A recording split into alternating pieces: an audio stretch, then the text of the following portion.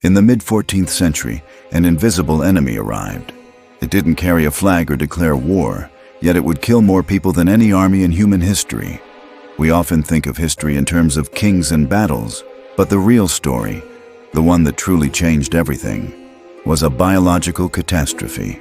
This event erased nearly half of Europe's population, leaving behind a great silence and the non-stop ringing of church bells for the dead. This is the story of the Black Death, and how it completely rewrote the future of humanity. To understand how this happened, we have to travel back to the world of the 1300s. Europe was crowded, intimate, and fundamentally unprepared for a microscopic invader. Picture a city with no sewage systems, where waste flowed through open streets. Imagine rats living as permanent residents inside homes, markets, and even the very ships that connected the world. People of this era lived in a state of deep spiritual and physical vulnerability. They had no concept of bacteria or infection, so they looked to the heavens for answers.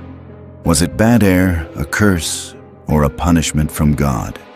This lack of scientific knowledge meant that when the first ghost ships finally arrived, the people were completely defenseless. It was a world perfectly primed for a plague. The turning point came in October 1347. A fleet of 12 merchant ships docked in Sicily, having traveled from the Black Sea. But they carried a cargo far more terrifying than silk or spices. When the locals boarded these ships, they discovered a nightmare. Many of the sailors were already dead. Those still breathing were covered in strange, black, swollen lumps and were delirious with pain. The port authorities, horrified, ordered the ships to leave immediately, but it was already too late. The plague was ashore. Through modern science and DNA analysis of ancient graves, we now know the culprit was a bacterium called Yersinia pestis. It operated through an elegant, deadly cycle. Rats on these merchant ships carried infected fleas.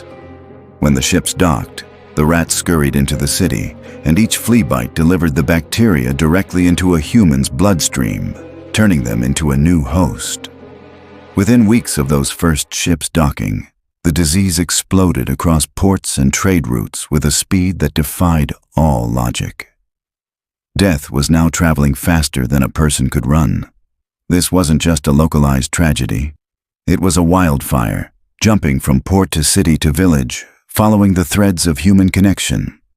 The world was about to enter its darkest chapter. So, what was it actually like to experience the plague? The symptoms were horrific and immediate. Victims would suffer from a sudden, high fever, vomiting, and unbearable pain that made them scream. The most iconic sign were the buboes, black, swollen lumps that appeared in the armpits, neck, and groin, often growing to the size of an apple.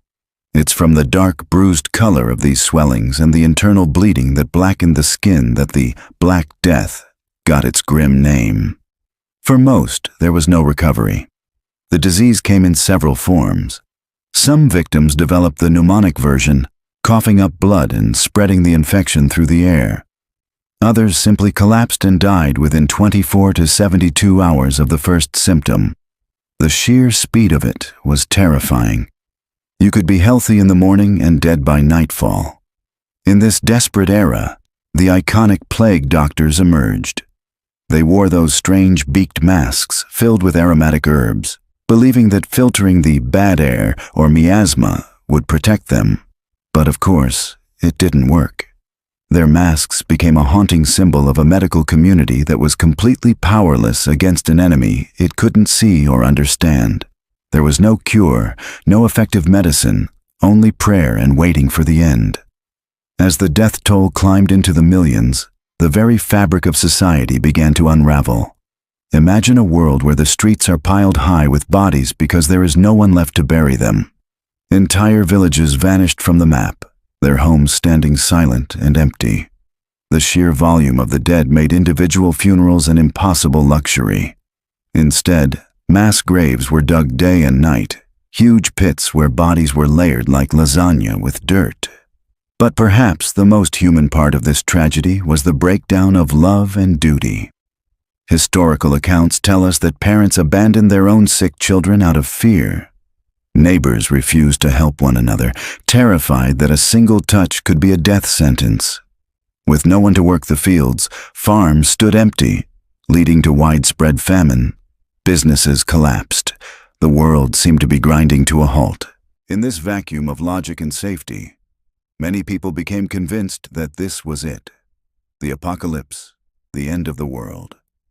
The scale of the loss is almost impossible for us to comprehend today. Historians estimate that between 75 and 200 million people died across the globe.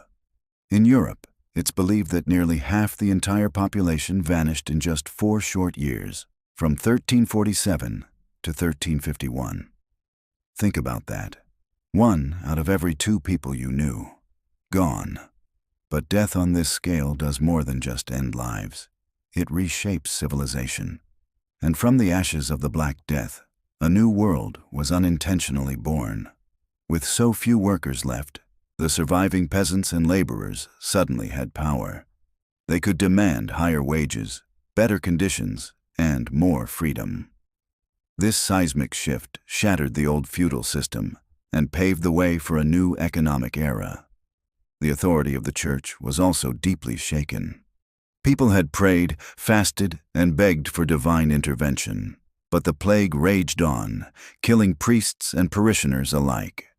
This failure led many to question their faith and the power of religious institutions, planting the seeds for the Reformation that would come later. Finally, a collective trauma settled over the survivors, changing art, literature, and the very psychology of a generation. The Black Death didn't just kill people, it killed an entire way of life. So, could something like this happen again? It's the question that haunts us. Today, we have the incredible advantage of antibiotics, modern hospitals, and global disease monitoring systems. We understand germ theory. But the Black Death is a somber reminder that nature doesn't need our permission to strike. New viruses and bacteria continue to emerge, and in our modern, hyper-connected world, global travel can spread an illness far faster than a 14th century merchant ship ever could. The plague showed us how fragile our civilization truly is, how quickly our systems can collapse when faced with an invisible enemy. It's a lesson written in the bones of millions. History isn't just something that lives in dusty books. It breathes in the shadows of the world we've built on the ruins of the past. The great silence left by the Black Death was eventually filled, but its echoes still resonate today, reminding us of our vulnerability and our incredible capacity for survival. If you want to explore more of these pivotal moments that shaped our world, remember to like this video and subscribe. We must look back at these tragedies, not just to mourn, but to understand what it truly means to be human. Thanks for watching.